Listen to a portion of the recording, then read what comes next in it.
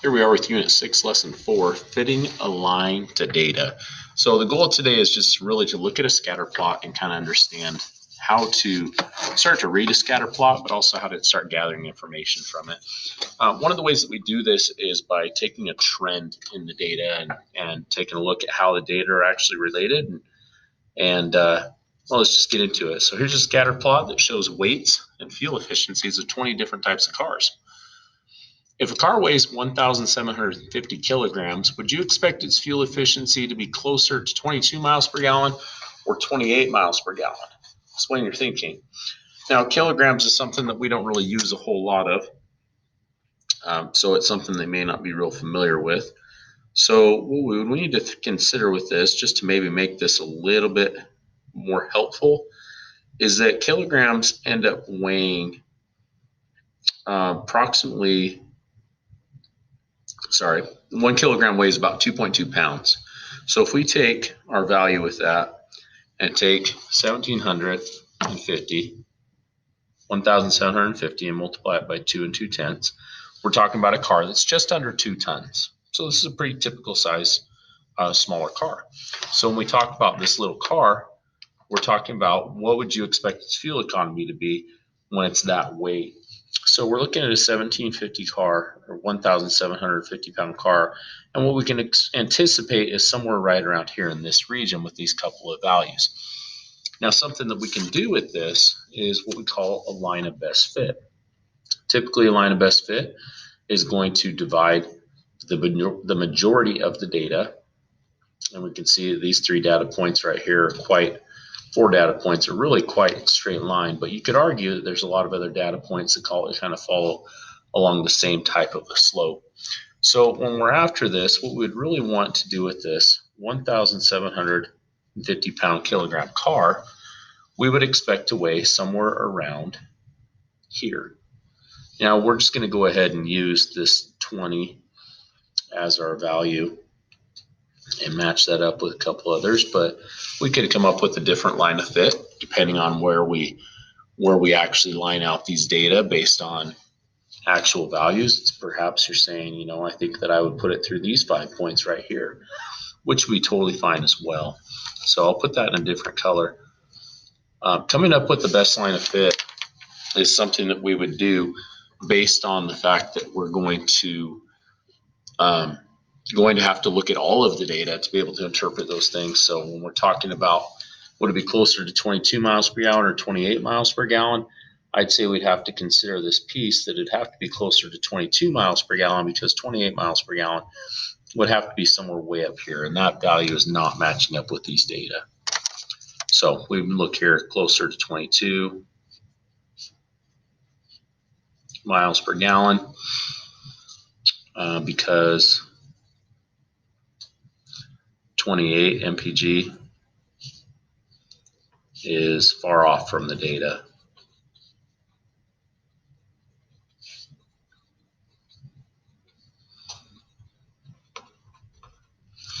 Okay.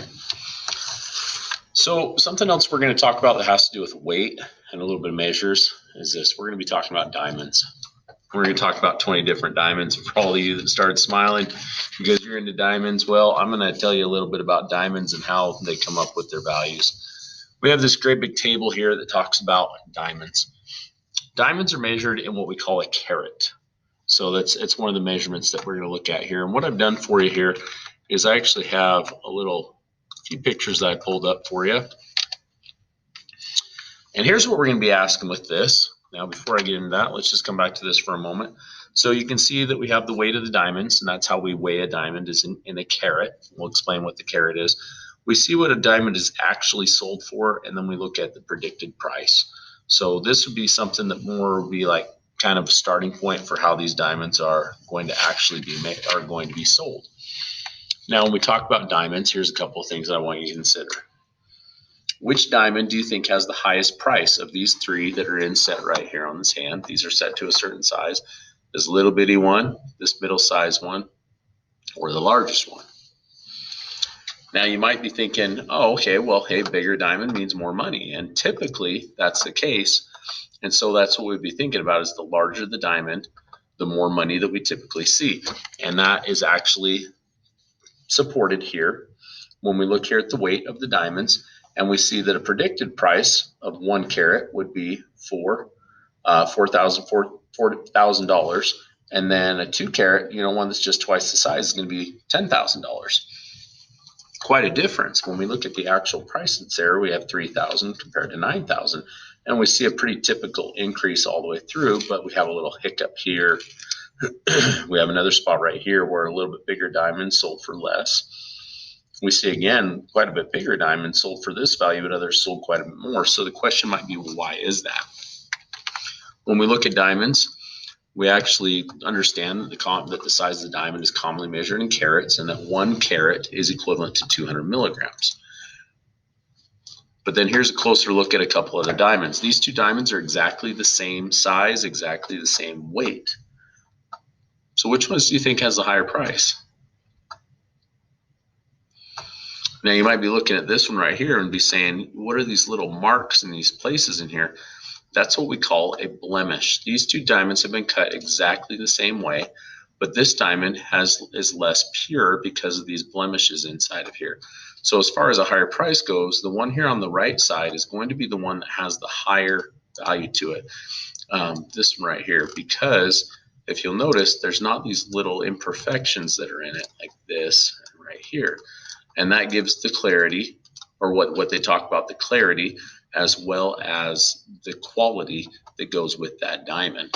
And so those are a couple of things that we're considering with this, and that's what we're talking about by why a diamond that could be heavier would sell for a lot less than one that was a little bit heavier.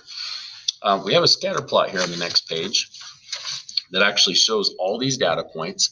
And within that scatter plot, we see a line that's graphed. There's a line that's going right here that's weighing from the beginning value of 1 carat. We have all 4 of them that are there at the carat.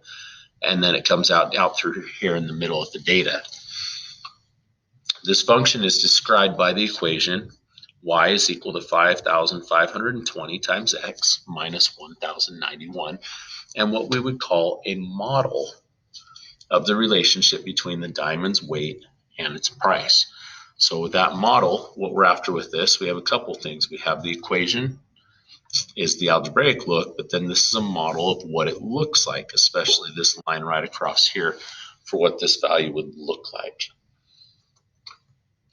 Another thing a reason why this model is an important piece is because models allow us to predict or make predictions based on the data that are given. So in this case, the price of the diamond, we can kind of predict the weight, and the predicted prices are shown in that third column. So what we're going to do is we're going to actually use these data that are given with the table, and then we're going to answer some questions. So we see that 2 diamonds that both weigh 1.5 carats have different prices. So we're going to come right here and we're going to be talking about these 2. What are their prices? Well, we'll have to go back over here to our table to get the exact prices. And then with the exact price right here, we see that one of them is, so I'm sorry, you're not going to be able to see this, but I'll come back to it. One of them costs $7,474. And then the other is $5,904. And so when we look at the graph, we see that this one right here is clearly the one that's $7,474 because it's a little bit more. We see that this one right here is the $5,904. It says, how can you see this in the table? Well, we can see that we find the weight in their carats. So when we talk about this, I found the weight right here. And then I looked across and I saw that the actual price was $7,479. Then the other one was $5,904. And it says, how can you see this on the graph? We can just go and read the graph and find that out. We could kind of make a prediction based on this. We could say, oh, it's about 7,500, and that one's just under 6,000. And we could make a pretty good prediction about it.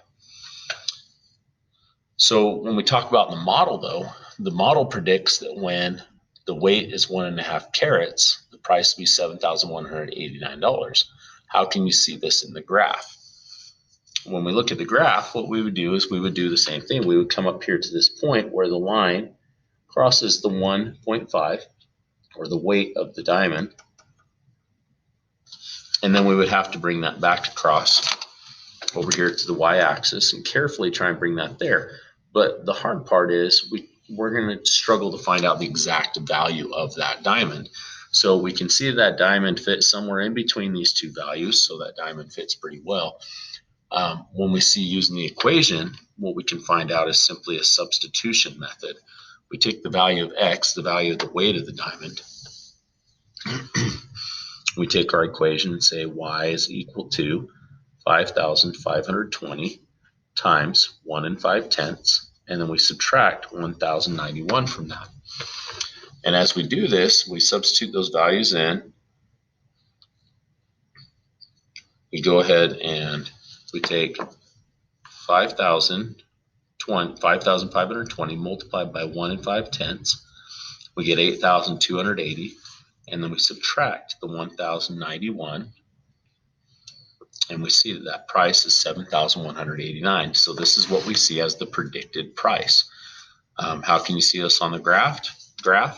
Well, we find the value of 1 5/10 carats, and we just find the intersecting point.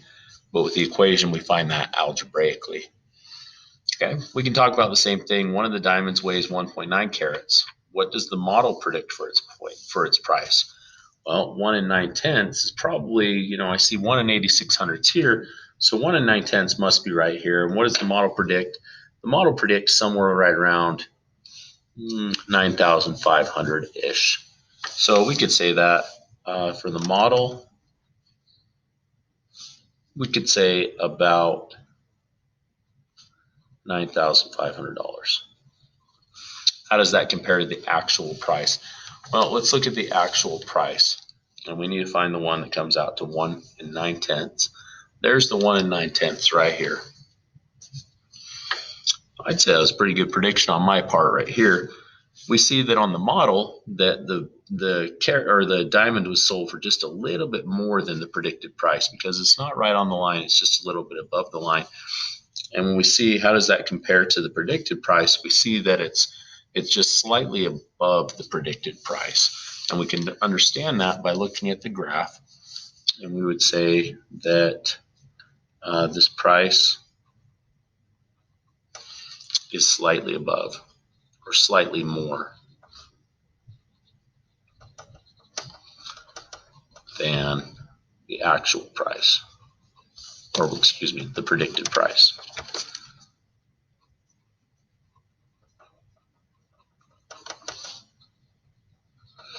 And so with those values, it really comes down to, again, learning how to read a model or read a function. In this case, this wouldn't be a function, because 1 carat diamonds come out to a lot of different values. So this one can't be a function, but it can certainly be read like a function, where we read the x-axis and the y-axis the same. So if we're going to look at this and find a diamond for which the model makes a very good prediction of the actual price, how can you see this in the table and in the graph? When we talk about how does the model make a very good prediction, what we're really looking at is we're looking at these data right here, the ones that are right on the graph.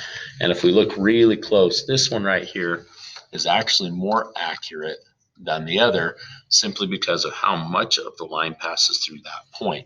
Now, this line was found algebraically using a computer. That's why it's in the exact place that it is. But when we're looking for these values and these data, we'll find that these data are actually placed based on some calculations that would make it more of an average type of piece, that in some ways I've heard it called the hot dog, where the line of fit goes right through the middle of the data. The data fits right in the middle of the hot dog bun. So you have a hot dog bun with the hot dog laying in the middle. Kind of a silly way to think about it, but it's something that stuck with me for quite some time.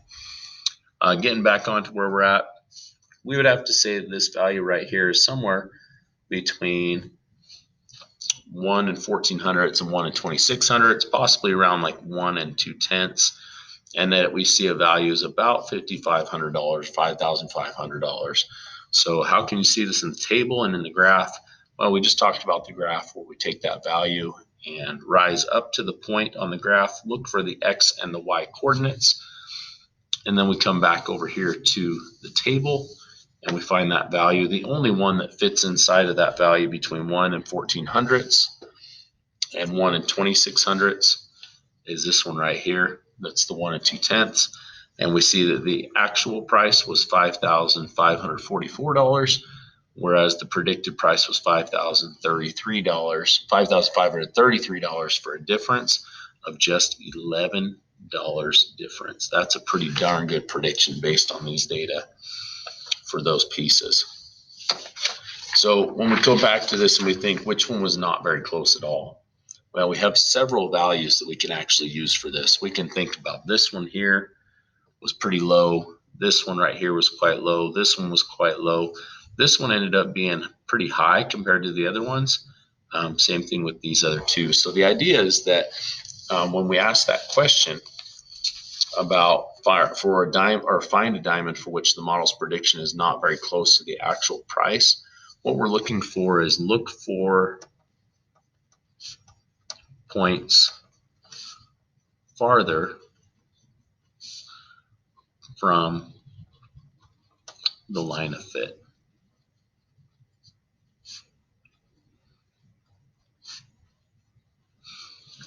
Okay. Sometimes they call this a trend line. And the reason is because the trend is that you would pay according to this one, according to the value here, that the trend would be that you would estimate your value of the diamond based on this line right here, but then you have to think about the character flaws that it may have. And that's how you would be able to read that. Okay, the next section we're going to go with here is called the agony of the feet. There is an interactive version here that you can go ahead and play with, but again, here's a scatter plot that shows the width of 20 different left feet. It says estimate the length of the longest foot and the shortest foot. So when we're talking about the length of the foot, we're talking about the x-axis. So the longest foot that we're looking at is somewhere out here, somewhere between 30 and 32. 31 would be halfway, so we're just a little over maybe 30 and 1/4 centimeters. And then the shortest foot be one of these ones over here. So maybe we're talking about 21 and 7/500 centimeters. Okay. Not too bad to predict or too bad to measure. If we're talking about finding the estimate, so going to the next page, estimate the widths of the widest foot and the narrowest foot. So if we're going back to that piece, we can take a look here and do the same thing again. Now we're looking at this. The widest foot would have to be the one that is the highest up on the list. And again, that's our big foot right up here. This must be my foot. And we see that it's probably about 11 3/4 centimeters. So our widest is about 11 and 7/500 centimeters. And I know this can't be my foot because mine's bigger than that. And then when we look at the narrowest foot, we're going to look at the one that we might be tempted to think it's right here, but don't miss this one way down here at the bottom. That one's kind of tricky. That one's just appears to be just under 7.5. So we'll call that one 7.5 centimeters for the narrowest foot.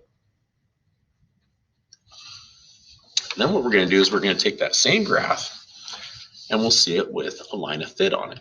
So here's the same scatter plot together with the graph of the model for a relationship between the foot length and the foot width. When we look at these data, we're taking this point and say, circle the data point that seems weird when it comes compared to this model. And you know what's kind of weird, we talked, like I mentioned this one, that I almost missed it the first time I looked at this. And it seems kind of weird because it's just way off the other data. Remember how we talked kind of about having like a hot dog type of effect? We want to keep our data fairly close to that line. And if our data don't follow a trend or a pattern like this, then we don't have any kind of a relationship. We'll get into that in the next lesson. But for this one, we could say it's kind of weird because that one's way off the data. We're not saying that person's weird. We're just saying it's different for that measurement. And it's quite different for that. We could, if we could get more of the data with this, we could call that an outlier. And what we'd say with that one is that changes the averages of the other data. And so that one is quite different. What length and what width does this point represent? Well, we could say probably about 24 and 1/4 centimeters long and 7.5 centimeters wide. So not really a short foot, but quite a narrow foot. And that's totally okay. What we need to get out of this is that sometimes we can use linear functions as a model of relationship between two variables. Right, and here's where I'm reading the summary. And sometimes, we look at these scatter plots and we see the heights and the weights of dogs, or we see the size of feet, or we look at the comparison of diamonds. And what we can do with that is we can find the relationship or view the relationship between certain characteristics of those animals, in this case, for the height and weight of dogs. And we've seen this model before in previous lesson. And what this does is by putting a line of fit on here, it gives us a really good way to predict the given weight for a height and of a dog. And what this does is it corresponds to the points that are at or near the line. So it doesn't do a very good job of predicting the weight for the height of dogs whose points are far off the line. So like these ones right here, this one's quite a ways off, this one's quite a ways off. So are these ones. We see a dog that is 18 inches tall, but it's quite a lot heavier, probably around 50 pounds. And we see one that's 27 inches tall, but 32 pounds heavier than what's predicted. This is what we talked about with this is we talked about over predictions and under predictions about the weight. Sometimes the data point is so far off that it doesn't fit the trend line, and we just simply call those outliers. We're going to look at those pieces and get more understanding of those as we go into our different lessons. But that's it for this lesson. We'll see you in the homework.